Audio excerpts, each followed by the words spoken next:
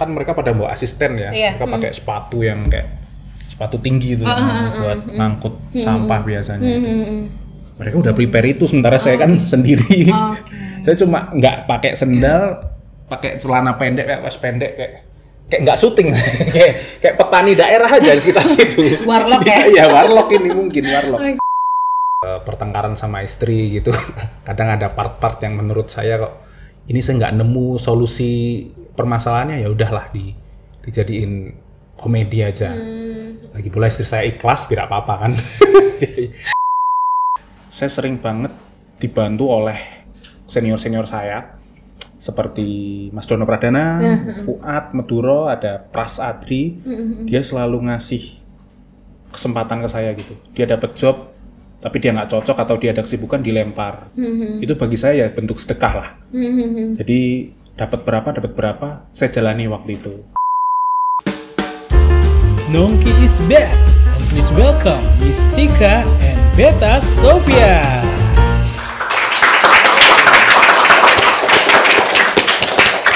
Assalamualaikum warahmatullahi wabarakatuh Sobat Zakat semua. Selamat pagi, siang, malam waktu Indonesia Raya. Balik lagi di acara atau channel kesayangan kalian semua, yaitu Podcast Nongki bareng LMI. Insya Allah hari ini spesial, bareng saya host magang ya, karena Mas Budi lagi mungkin kunjungan ke kandang, karena abis ini juga bakalan korban ya, nengok-nengokin hewan ternak kesayangannya beliau gitu. Jadi hari ini akan bareng saya Tika, dan spesial hari ini akan ada bintang tamu yang luar biasa. Dan sebelum itu jangan lupa Sobat Zakat semuanya subscribe ya channel YouTube kami di @lmizakat, dan juga jangan lupa follow Instagram kami di @lmizakat, TikTok juga di @lmizakatofficial. Oke. Nah, karena tadi aku bilang kita bakalan kedatangan tamu spesial, kita bakalan ngobrol, kita bakalan bercanda-bercanda bareng gitu ya sama bintang tamu yang luar biasa ini. Beliau ini adalah seorang public figure, content creator, movie actor, dan juga jangan lupa stand up comedian juga. Pasti Sobat Zakat udah gak asing lagi, yaitu Mas Beta Sofia. Assalamualaikum. Assalamualaikum Mas Beta. Waalaikumsalam Mbak Tika. Masya Allah, sehat? Sehat, alhamdulillah. Sehat, alhamdulillah. Ini sudah sarapan, sudah bersiap, sudah aman? Aman. Sayang sekali Mas Budi nggak di sini ya. Iya. Dia di kandang. Iya, beliau di kandang. Di kandang ya. Di kandang yang mana saya juga nggak tahu. Semoga benar kandang kambing, bukan nyasar di kandang macan yang di ini apa terlalu namanya? jauh. Yang di sana Prigen sana ya. Oke. Halo, Mas Beta, terima kasih sudah datang. Thank you for having me. Terima kasih udah datang, dan juga Sobat Zakat pasti pengen tahu lebih jauh lagi, pengen kenal lebih jauh lagi. Sebutannya Sobat Zakat Sobat untuk Zakat. penonton untuk LMI. Ya, semua viewer kami, semua sahabat-sahabat kami namanya Sobat Zakat. Oke, baik. Nah, Mas B, boleh ya panggil Mas B ya? Kayaknya lebih akrab bestie gitu ya. Yes. Bestie gitu ya. Serahlah. Biar cepat selesai ya. Ya. Oke, baik. Mas B, boleh dong diceritain sedikit aktivitas hari ini, sibuk apa gitu? Aktivitas hari ini adalah bangun pagi demi Sobat Zakat. Pastinya ini bangun saya sangat pagi. Podcast kita ini sekarang jam 6 ya kalau salah. Jam 6 ya. Kita semua bisa sarapan ya. Jam 6 ya. Semoga masih aman. Bangun pagi ya ke LMI, saya senang sekali. Terus nanti pulang ya tidur lagi. Mungkin itu aja. Sambil ngonten kalau ada ide, kalau enggak ya ini. Karena semalam ya habis open mic kebetulan. Open mic stand up Surabaya. Jadi ya kayaknya hari ini tidak ngapa-ngapain. Pengen rehat aja ya Mas B ya. Oke. Nah, kalau boleh diceritain sedikit kemarin open mic-nya di mana, sama siapa? Jadi tiap Rabu di Stand Up Indo Surabaya tuh ada kayak open mic mingguan. Nah, itu tonton gratis. Teman-teman LMI kalau mau datang di sana nggak apa-apa, di 808 Cafe. 808 Cafe dekat UPN. I see. Yes, Oke. Bagi sobat Jakarta yang di Surabaya, jangan lupa ya mungkin setiap nonton Rabu stand up, longgar stand up. ya Iya, bisa iya. nonton. Mas Beta selalu ada setiap pekannya. Itu masalahnya, saya nggak selalu ada. Oke, mungkin kita Karena jauh. iya Saya sih. tinggal di agak Surabaya pinggiran. Untuk kemana-mana tuh kayak 1 jam gitu. Oke. Sini pun lumayan jauh. lumayan jauh ya. Tapi apa yang tidak demi sobat zakat ya kan? Masya Allah, biasa. Tadi ini apa namanya jalan kaki? Iya. Enggak. Ada naik- acara jogging di sini. Biar saya juga ya. Oke. Jadi Mas B ada aktivitas rutin ya selain konten gitu juga masih open mic ya Iya, kan. iya, gitu. iya. Nah mungkin ada ini nggak project terbaru yang akan dikerjakan atau mungkin apa namanya stand up nanti makeup open mic-nya bakalan di mana aja gitu. Kalau alasan open mic karena memang pengen bikin show, tapi nggak tahu di tahun depan atau di akhir tahun ini, atau malah tidak sama sekali. Saya tidak tahu. Jangan dong. Yang pasti lagi usaha-usaha aja, ikhtiar nulis lagi, balik ke nyari sense of humor di panggung tuh gimana. Karena memang sangat berbeda ya di konten sama di live langsung untuk face to face dengan manusia agak beda beneran. ya. Sangat berbeda. Oke, siap. Ya emang selalu harus dipanasi terus ya Mas B. Selalu harus dilatih. Oke. Nah mungkin bagi sobat zakat yang merasa aku familiar banget sama Mas Beta ini ya kan. Kalau suka film genre horor komedi ya, beliau ini juga muncul di film itu yaitu Sekawan Limo. Ya jadi apa Mas B? Saya jadi pendaki Cindo di situ. Gimana ya? Saya tidak percaya kalau saya koko di sini. Apakah kurang meyakinkan? Iya. Jadi beliau muncul. Saya di jadi sana. pemeran sebagai hantu debt collector di Hantu situ. debt collector. Nama karakternya siapa Mas B? Sebenarnya hantu DC itu aja sih. Hantu DC, hantu ketika debt di collector. case atau apa, Mas Bayu tidak memberi saya nama atau apa yang nama apa kek, Oh, ya iya. siapa Hantu tidak kek, bernama. Budi kek enggak dikasih nama gitu. Oh, Langsung saja hantu DC gitu. Hantu DC, oke. Dan mungkin salah satu yang ikonik yang sangat memorable gitu adalah adegan di mana kita akhirnya tahu betapa sedihnya kisah hidupnya ya. kisah hidup dari seorang hantu debt collector ini ya kan. Iya. Jadi kalau misalnya kita mungkin ada beberapa stigma di luar sana yang mengenai debt collector ya, tapi itu ada sisi lain yang dimunculkan di film itu tentang debt collector ya. Ya, poinnya sih jangan nunggak kredit itu aja. Karena berbahaya, lihat. Debt collector juga bisa meninggal kan kalau kalian nunggak kredit atau apa. Nyawanya pun terancam juga bisa. Terancam ya. Ya kecelakaan Allah, kecil. Siap. Nah, apa namanya setiap pekerjaan ada risikonya. Yes. Oke. Nah, kalau misalnya boleh sedikit flashback tentang film Sekawan Limo ini, apa yang hal memorable apa yang Mas Beta bisa bagikan ke sobat zakat dari film itu? Waktu produksi gitu ya.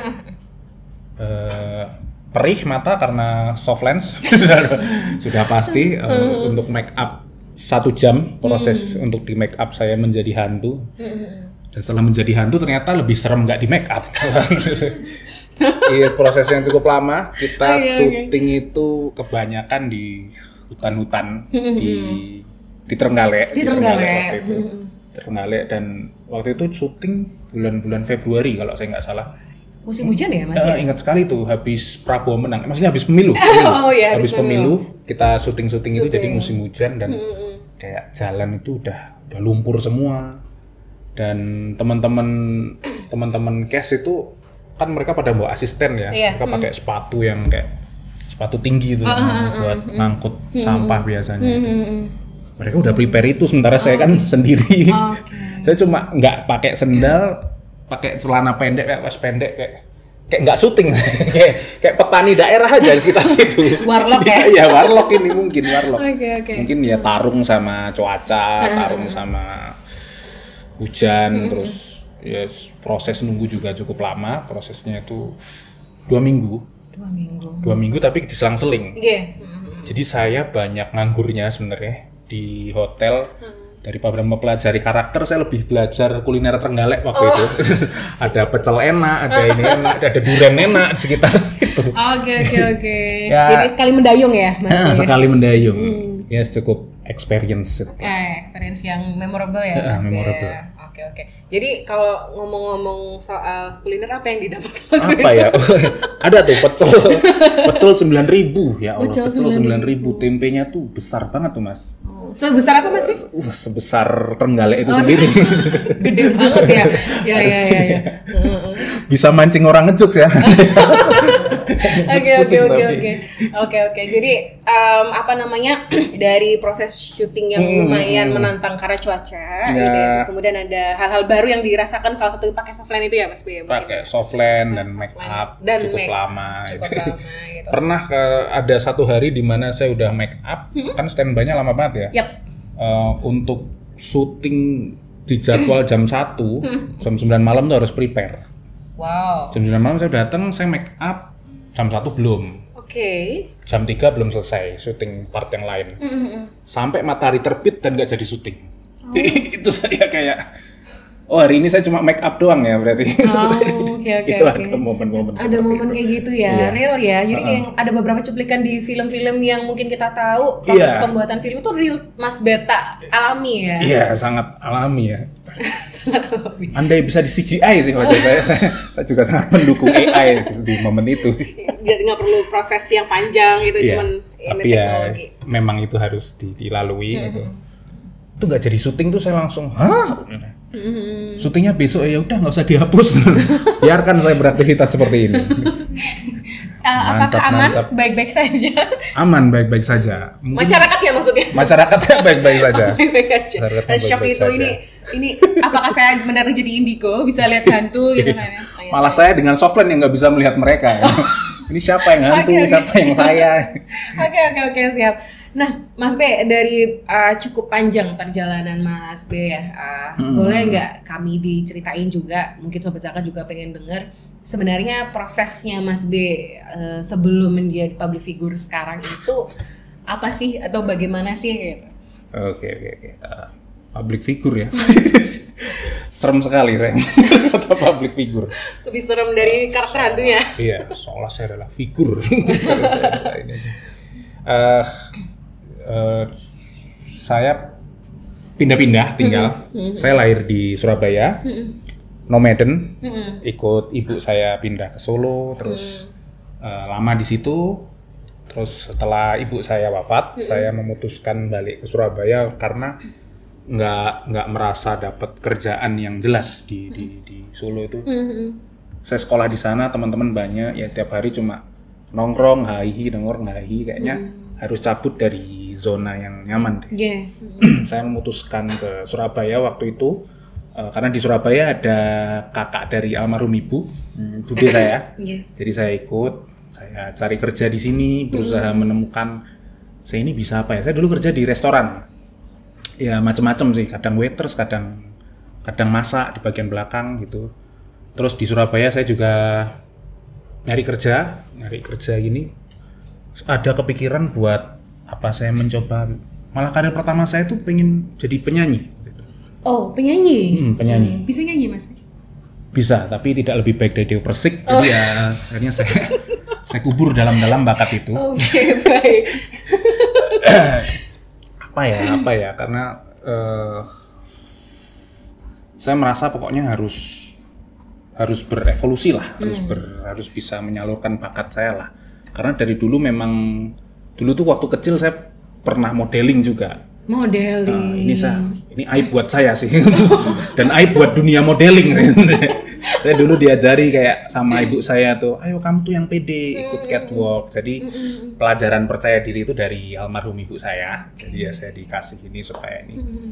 Terus akhirnya pertama saya casting 2019 waktu itu ada film Kartolo Numpak Terang Bulan, kalau pernah tahu, atau itu tayang tahun lalu sih, pas puasa.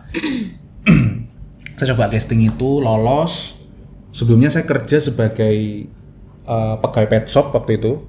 Saya casting tuh lolos, berani resign saya. Wah, sepertinya aktor adalah jalan hidupku deh. Oh gitu. pas itu 2020 awal Januari selesai syuting. Setelah itu saya sudah siap menjadi selebritis. Oke, siap. Ya benar. Langsung corona. Oh. Langsung COVID, langsung lockdown gitu. Terus saya, ngapain ya saya? Mana saya udah resign lagi. Iya. Saya ingin sekali menarik ucapan sombongku gitu. Saya ingin menarik ucapan itu. Saya corona benar-benar nggak ngapa-ngapain ya. Untungnya bergantung ke kakak sepupu. Kakak sepupu waktu itu dapat kerjaan yang alhamdulillah lah. Jadi saya benar-benar nganggur, saya benar-benar merasa aku tidak bisa apa-apa. Sampai akhirnya mungkin ada agak reda masa PPKM. Saya memutuskan ini harus dilanjutin ini. Aku udah pernah casting, udah main film, aku harus melanjutkan sesuatu nih. Ini memang baru buat aku tapi harus ini. Akhirnya saya ikut komunitas stand up comedy. Karena saya merasa kayak belajar komedi yang cocok di situ untuk saat ini ya. Yang muda, yang bisa anak-anak muda semua. Pertama nggak langsung di Surabaya tuh, karena Surabaya nggak aktif kan. COVID itu. Saya ke Malang. Waktu itu posisi kerja juga. Untuk biar bisa ke Malang saya juga harus punya pekerjaan tetap. Waktu itu saya kerja di pet shop tapi lain. Jadi setiap hari Jumat saya minta libur. Saya ke Malang ngebis. Malam setelah open mic nyari tumpangan buat pulang. Itu yang saya lakukan mungkin 2 bulan lah. 2 bulan. Lalu setelah itu ada lomba yang saya ikuti di Surabaya. Lomba Golkar kebetulan waktu itu. Hut Golkar ngadain lomba stand up. Saya masuk 10 besar. Lalu diangkat anak oleh Abu Rizal Bakri. Itu harapannya. Tapi itu tidak terjadi. Saya kaget. Akhirnya saya kenal sama teman-teman di Surabaya tuh. Dan itu pun saya masih masih harus bekerja. Jadi kayak bekerja sesuai passion itu nggak langsung. Betul. Itu omong kosong kalau kita tiba-tiba resign dan meninggalkan, itu nggak langsung seperti itu. Dan untungnya saya dari loncat sini, saya pernah kerja di gudang kayak kargo pengiriman gitu, CNT Kargo di daerah Osowilangun. Itu dengan shift yang gila itu. Jam 12 malam masuk, jam 8 pulang. 12 malam masuk. Itu saya sampai sesek, saya sampai nggak enak. Terus akhirnya saya bingung. Saya kerjalah sebagai cleaning service kan ada di materi itu, ada di materi stand up saya itu. Yang ternyata itu adalah pekerjaan terbaik yang saya lepas menurut saya. Karena setelah kerja di cleaning service itu saya ngaku ya, kehidupan saya setiap hari ya saya stand up, saya belajar komedi. Siapa tahu ada acara atau apa, saya mau bantu gitu. Dan ya bos menerima, terus waktu itu kerja cuma 6 jam, satu shift. Saya kerja di klinik gigi. Jadi setiap shift pagi selesai, saya open mic. Kalau setiap saya shift malam, pagi itu saya harus melakukan sesuatu. Ngonten, gini. Sampai akhirnya saya lomba stand up, saya ikut ini, bisa lancar, alhamdulillah. Ya, terakhir adalah untuk syuting Sekawan Limo ini, yang itu saya berat melepaskan pekerjaan itu. Karena ya saya agak ragu dengan diri saya nih, karena kan pendapatan dengan kerja entertainment sangat fluktuatif, sangat nggak pasti ya. Saya tuh ragu aja gitu. Akhirnya setelah saya resign waktu itu, saya sempat nggak resign tuh bilangnya, saya pamit cuti. Tapi menurut saya ini pamit cuti tergila saya sepanjang hidup. Karena saya pamit cuti untuk syuting. Okay. Saya yakin OB se-Jawa Timur mungkin cuma saya yang melakukan itu, atau siapapun itu bisa saja. Baik. Saya cuti untuk syuting ya, tapi nggak bisa, ya udahlah saya lepas itu. Saat itu saya proses mengikuti praproduksi ya, ada di Jakarta waktu itu. Yang scene hidup itu saya di Jakarta, scene hidup dan nagih-nagih Diki itu saya di Jakarta, yang ke Grendo itu di Jakarta. Setelah itu ke Trenggalek ya, itulah prosesnya saya sampai sekarang. Kadang saya kayak lihat poster waktu promo-promo itu kan poster dipajang di luar kota ya. Poster Sekawan Limo itu sebelum tayang itu dipajang di Kalimantan apa-apa. Saya punya teman di Kalimantan dan ngirimin itu gitu. Saya kaget sih. Ternyata sejauh itu ya. Apain saya di Kalimantan? Oke. Itu perjalanan mungkin ya bisa saya highlight. Panjang juga ya, Mas. Panjang juga ya. Dan panjang naik turun sekali ya kayaknya. Naik turun sekali. Bukan eskalator tapi. Bukan eskalator. Oke. Nah, dari perjalanan panjang Mas Beta tadi mungkin kita sedikit agak fokus capture tentang dunia stand up comedy yang Mas Beta jalani ya. Nah, sebenarnya apa sih yang Mas B sukai dari dunia stand up comedy dan kenapa sampai benar-benar pengen belajar komedi untuk menjadi stand up comedian? Iya, karena mungkin komedi itu salah satu tempat untuk merilis hal-hal negatif ya. Untuk menyalurkan hal-hal negatif yang kalau kita pendem terus itu ya nggak enak gitu. Kayak ya lagi-lagi keresahan, kayak kita kerja kita nggak nyaman dengan sesuatu, atau kita hidup di keluarga kita nggak nyaman dengan keluarga kita ya. Menurut saya itu pelampiasan terbaik ya dikomedikan aja gitu. Daripada kamu jambret orang, begal dan berakhir di BNN atau mending komedikan sesuatu aja. Dan cara untuk didengar mungkin karena karena saya dengan keluarga itu terakhir ya ibu saya sangat dekat dengan almarhum, terus beliau qadarullah sudah meninggal dunia duluan, dan sejak saat itu saya jarang interaksi dengan keluarga yang ada gitu. Kayak susah, kayak menyampaikan sesuatu susah. Ya baru setelah menikah mungkin sama istri saya bisa ngobrol-ngobrol. Ya komedi itu menjadi kayak obat dari keletihan juga ya. Apalagi kalau kita berhasil menghibur orang itu happy-nya luar biasa. Double-double gitu ya. Double-double. Tapi kalau kita gagal menghibur orang, bad mood sampai kita bisa menghibur lagi. Stand up kalau nggak lucu tuh sudah nyesek gitu ya. Aku ingin mengubur diriku. Tanam aku ya Allah. Oke. Iya. Maknanya sampai sedalam itu ya Mas komedi untuk Mas B. Karena ya itu cara terbaik untuk merilis kesedihan aja sih. Kalau boleh sedikit lebih dalam ya. Silakan Mas B. Ya. Sedikit lebih dalam tentang dunia komedi dan enak Mas B? Iya, enak sekali. Madunya luar biasa. Air madu ini. Arab aja mungkin nggak kayak gini. Kayak gitu ya. Tapi terakhir kali tadi kayak dari galon. Oh iya, enggak. Ada madunya galon. Ada madunya. Oke. Kalau dari komedi ya, kehidupan dijadikan komedi, ada nggak sih satu yang mungkin berkenan Mas B bagikan kepada kita semuanya?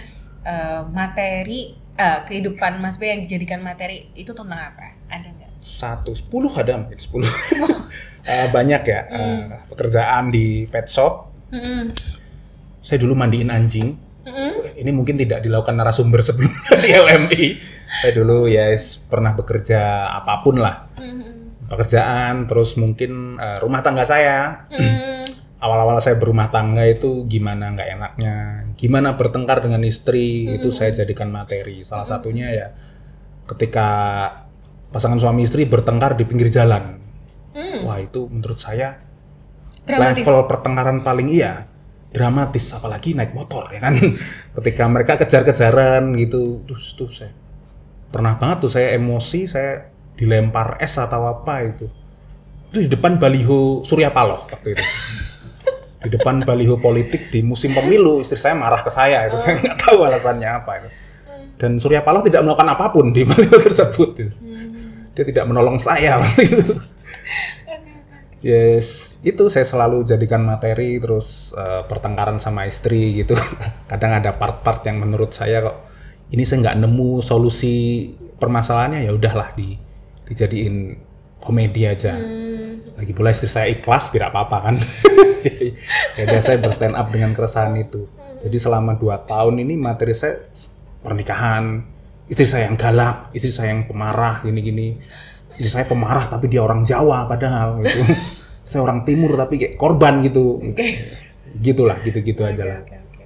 Sama apa lagi ya? Ya itu aja. Memang materi komedi yang baik itu ya sebenarnya tidak mengada-ngada ya. Kamu lurus ngomong aja.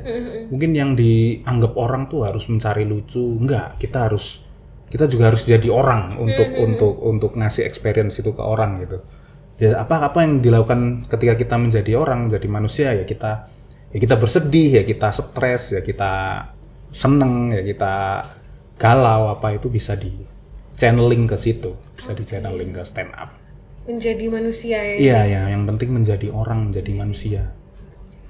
Wow, dalam juga ya. Dalam ini juga. Arahnya sebenarnya mau komedi di sana. Oh iya. Oke. Tapi nggak apa-apa. Ini aura sangat positif LM ini membuat. Ustadz Nas, saya melanjutkan Anda sebagai narasumber di sini. Oke, Ustadz Nas, assalamualaikum. Ustadz Nas, semoga nonton. Semoga nonton ya, karena narasumber terakhir beliau. Iya, terakhir kali kemarin kita bareng Ustadz Nas. Apakah outfit saya mirip Ustadz Nas? Tidak. Ambilin sorban mungkin guys ya. Sorban. Biar pakai sorban. Oke. Cukup deep ya, dan karena saya sebelum kita off cam ini kan sering ngobrol ya Mas B, dan nggak agak kurang menduga gitu bahwa Mas B harus menjalani begitu banyak hal ya, hal-hal yang mungkin bagi sebagian orang, wow kayak Mas Beta kayaknya ketawa-tawa aja di kontennya atau di stand up comedy-nya gitu ketika open mic. Gitu. Saya akan buat konten nangis setelah ini. Saya akan bersedih, saya akan menjual semua kesedihan saya. For sale, sadness, and grief. Oke. Jadi sumber kesedihan utama Anda apa? Kekalahan Barca atau gimana? Oh iya, itu sangat sedih sih. Sangat sedih. Mana Pak Budi fans Itali lagi. Oh gitu ya. Semoga dia diseruduk kambing saat ini. Di kandang sana. Oke, ada rivalitas di sini ya. Saya nggak paham aura lagi. Panas di LMI ini.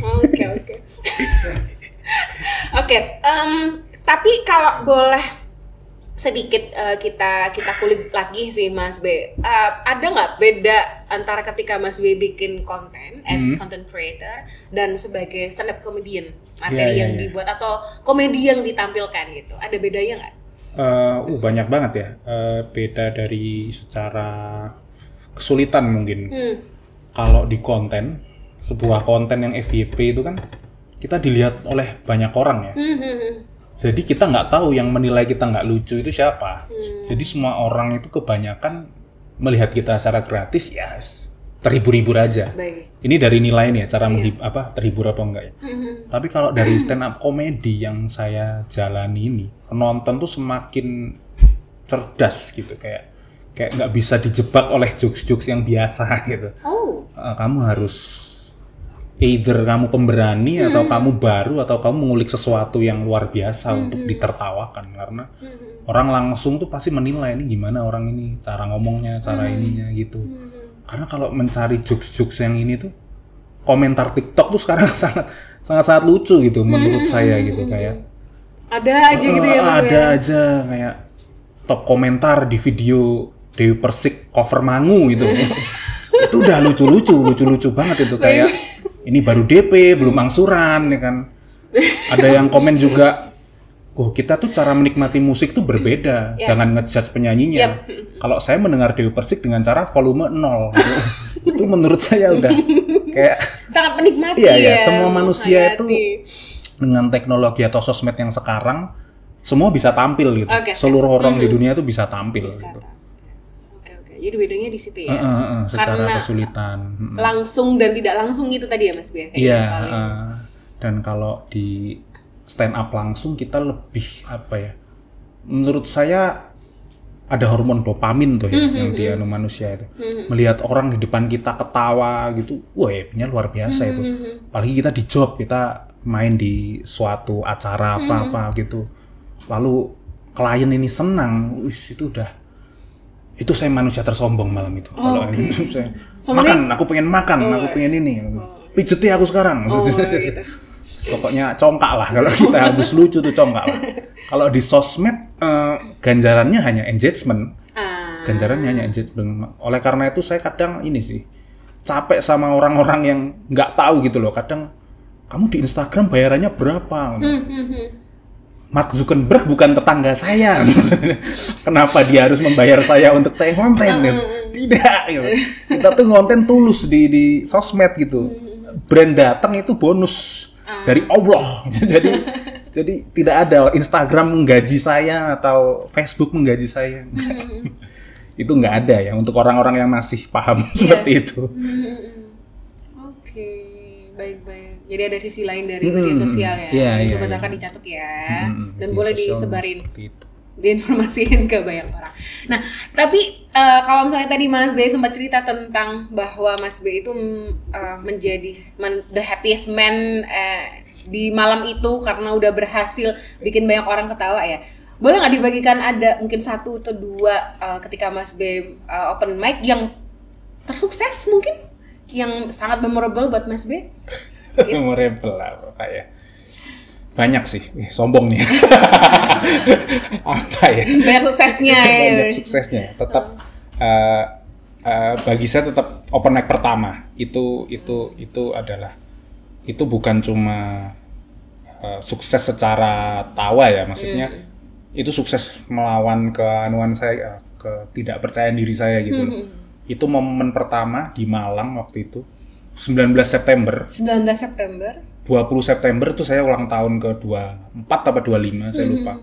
Itu open mic pertama saya di Malang dan pecah di kala itu, di momen itu penontonnya seperti itu. Itu momen yang membuat saya klik.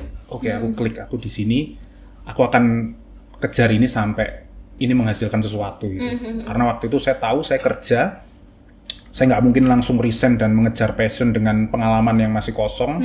Jadi ya saya kerja, setiap pulang kerja saya sisain waktu 2 jam buat nulis, 1 jam buat mengasah sense komedi, itu banyak banget. Mau nonton film, mau nonton sketsa di YouTube, nonton acara-acara seperti Lapor Pak atau apa, itu banyak banget di ini yang bisa kita ini untuk belajar. Dan saya melakukan itu ya sedikit-sedikit, pergerakan sedikit-sedikit sampai sekarang. Tapi tetap ya itu open mic pertama yang saya jalani adalah menurut saya yang memorable menurut saya. Open mic pertama di Malang 19 September tahun 2020.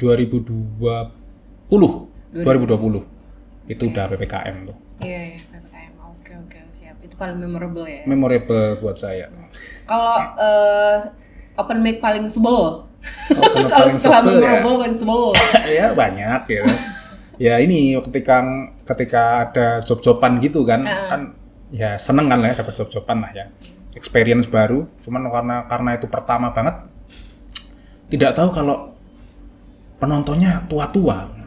Penontonnya 40 ke atas, 50 ke atas.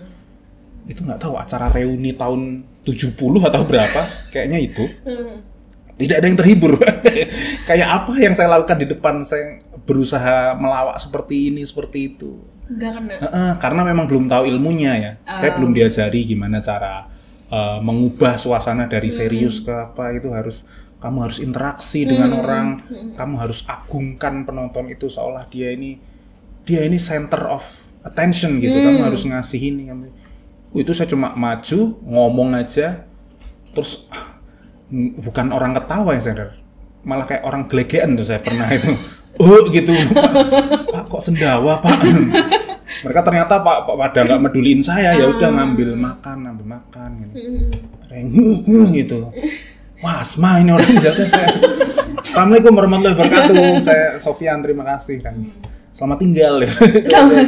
Sampai jumpa gitu. Ya mungkin karena berusaha menghibur di berbeda generasi itu memang tough, memang susah banget itu. Karena kita nggak tahu referensi mereka siapa, kita nggak tahu apa yang mereka konsumsi. Kayak sesimpel kita ngasih video lucu ke orang tua kita kan kadang, ini video lucu nih, Bu lihat ini, Pak lihat ini ya. Itu siapa? Kan nggak penting itu siapa ya kan yang penting apa yang dilakukan gitu. Ya itu memang perbedaan gap generasi yang terjadi ya. Tapi dengan itu saya ya menerima aja lah.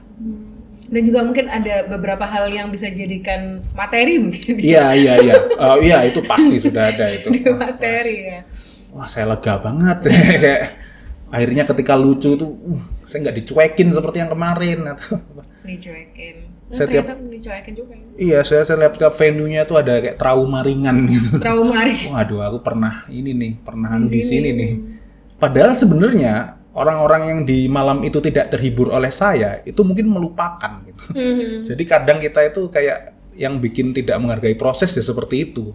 Kayak takut gini, nanti ini apa. Tidak, orang tidak sepeduli itu. Setelah itu orang lupa dan melanjutkan hidupnya. Sementara kamu yang sudah melakukan itu dan menyelesaikan itu bisa menjadikan itu sebagai pelajaran gitu. Luar biasa ya saya. Habis ini mungkin nambah jadi motivator Mas. Iya, apakah saya Mario Teguh selama ini saya? Iya Mario Teguh, mendadak Mario Teguh ya. Oke. Jadi ya itu tadi ya Sobat Zakat, ternyata Mas B itu ya ada momen memorable-nya juga, ada momen sebelnya juga selama open mic ya gitu. Nah, sebenarnya kalau misalnya Sobat Zakat tahu ya, kemarin kita juga sempat ngajak Mas B ke kandang juga, nggak cuma Mas Budi yang ke kandang ya. Mas Budi. Mas B juga ikut ke kandang gitu. Bedanya saya pulang dan Mas Budi tidak. Dia terjebak di sana teman-teman, di lorong waktu. Bersama mbak-mbak itu cute-cute itu ya gitu. Nah, untuk salah satu program terdekat kita itu kurban. Ya. Hashtag kurban tahun ini adalah kurban berdampak. Kurban berdampak. Nah, tapi sebenarnya Mas B kan mungkin Sobat Zakat masih belum begitu dapat informasinya ya, bahwa insya Allah tahun ini kita juga akan membersamai masyarakat di wilayah pelosok, salah satunya Indonesia Timur gitu ya. Mungkin nanti bisa dicek di akun kita, YouTube kita, itu kita salah satu wilayahnya adalah di Pulau Seram. Ini cuplikannya.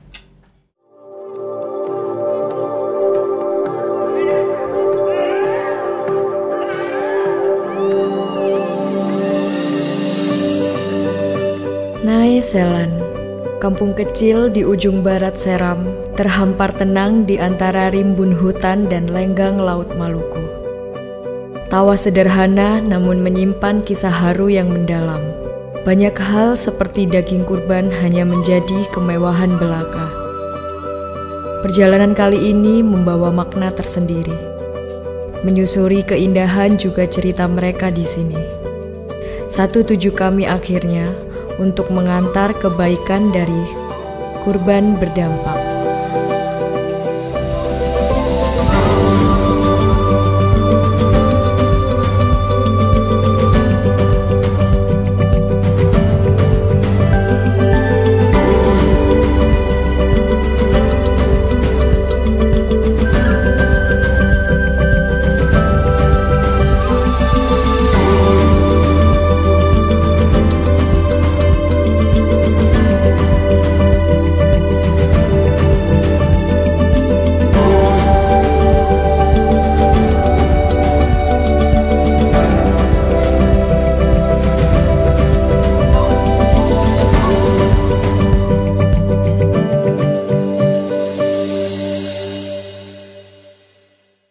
Nah itu tadi Sobat Zakat bisa nonton lebih lengkapnya di akun kita ya. Nah kalau misalnya Mas B tadi kan sempat spill kalau ternyata Mas B ada darah Indonesia Timur ya. Itu mana Mas? Bapak saya dari Sorong, Sorong Papua Barat. Kenapa orang Papua Muslim? Karena memang di Sorong, di Fak-Fak, di Papua Barat itu memang banyak sekali pondok-pondok di situ. Jadi ya seperti itu asal usulnya. Terus nama Beta itu sebenarnya bukan nama saya. Nama asli saya Sofyan Shah Kurniawan Chan. Chan itu nama marga dari bapak saya yang orang Sorong itu. Jadi kenapa Beta? Karena dulu ada iklan air mineral yang cukup viral ya, itu sumber air sedekat, Beta ini itu waktu saya SD, dan satu SD percaya itu saya gitu. Oh itu kamu ya, itu Sofyan, itu kamu seperti itu ya. Ya itu kan ketika memang di daerah tersebut kekurangan air, dan itu dulu. Sekarang kan udah ada LMI, jadi ya ini menjilat sekali ya, maaf ya. Sekarang udah berubah, sudah sumber apa-apa ini. Ya itu nama itu jadi panggilan gitu. Saya pun juga saya bawa aja. Ternyata sampai ini. Kalau boleh di-spill nih Mas B, kalau di sana itu memang wilayah, mohon maaf, memang wilayah minus ya. Ada di beberapa wilayah Indonesia Timur kita ini ya. Iya, memang banyak wilayah yang belum terjamah ya, bisa dibilang seperti itu. Kemarin bahkan saya nonton story teman saya, Ijal Papua namanya, komik timur dari Bandung, tapi dia bisa Sunda. Intinya story-nya dia nge-share kayak data kependudukan di Papua. Orang Jawa paling banyak di situ. Orang Jawa paling banyak, orang Papua nomor 2, yang lain dari daerah berbagai macam gitu. Ya karena memang daerah ini tuh ya belum terjamah aja gitu. Dengan banyaknya perpindahan kayak ini nih, semoga bisa apa sih namanya, menaikkan lah, membuat kita jadi kompetitif lah. Tapi ya pembangunannya sudah menurut saya ya oke sih. Ada stadion bagus banget tuh di Papua. Papua Bangkit atau apa gitu. Papua Bangkit. Udah mulai di ini untuk Papua ya. Mungkin yang daerah-daerah lain ya ada yang masih menunggu. Saya punya temen namanya Michael, dia dari NTT, dia kuliahnya di Surabaya. Katanya kayak di NTT tempatnya itu malah sekolah swasta itu jauh lebih mahal daripada di Jawa gitu. Ada beberapa keanehan gitu. Terus biaya sesuatu jauh lebih mahal karena mungkin aksesnya sulit. Jadi ketika LMI ada program di situ ya, wow, baguslah, semoga bisa memberi dampak yang baik. Jadi menurut Mas Beta relevan ya untuk Nah tuh Sobat Zakat, Mas Beta aja bilang kalau misalnya kita cocok banget untuk ada kurban di Indonesia Timur. Dan kalau misalnya Mas Sobat Zakat semuanya pengen tahu lebih lanjut tentang program kurban kita tahun ini, bisa banget untuk cek di Instagram kita @LMI_Zakat atau bisa ke hotline kita di 0822 300909. Sekali lagi di 0822 300909. Oke. Nah, Mas Bre, mungkin ini sebelum kita wrap up ya, kita akhiri untuk diskusi FGD ya, mendadak FGD. Ngobrol-ngobrol kita pada hari ini, mungkin ada yang perlu disampaikan kepada Sobat Zakat, entah itu intisari kehidupan, hikmah atau apa. Ya pertama saya berterima kasih ke LMI karena sudah mengundang saya di beberapa acara, termasuk di makan malam, termasuk ajak saya ke kurban kemarin. Tidak menyangka dalam hidup saya diundang oleh lembaga manajemen infak. Karena selama saya awal berkonten tuh saya ngejokes dengan cukup kasar gitu, terus cukup eksplisit mungkin gitu. Terus diundang ke LM ini sebuah cahaya kehidupan bagi saya. Sebuah cahaya yang terang, Masya Allah. Jadi ya saya senang banget betapa pentingnya kita untuk berbagi. Yang saya di materi itu ya sangat melekat di saya. Ketika dulu saya kerja, belum hidup sepenuhnya dari konten atau stand up dan kesenian lain-lain. Saya sering banget dibantu oleh senior-senior saya seperti Mas Dono Pradana, Fuad, Meduro, ada Pras Adri. Dia selalu ngasih kesempatan ke saya gitu. Dia dapat job tapi dia nggak cocok atau dia ada kesibukan, dilempar.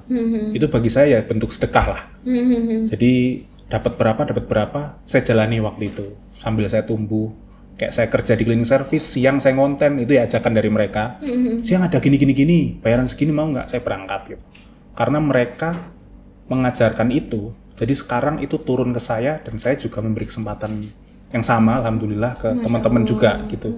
Jadi ketika saya mendapati fase di mana saya butuh bantuan, ini konten banyak banget, ini endorse, alhamdulillah rame, tapi saya bingung. Saya juga bisa ngajak teman-teman yang junior, yang baru memulai, ada teman-teman yang rantau dari Jawa Timur, dari luar pulau ke sini, saya ajak konten. Terus saya salurkan kebaikan yang dulu diajaran senior-senior saya gitu.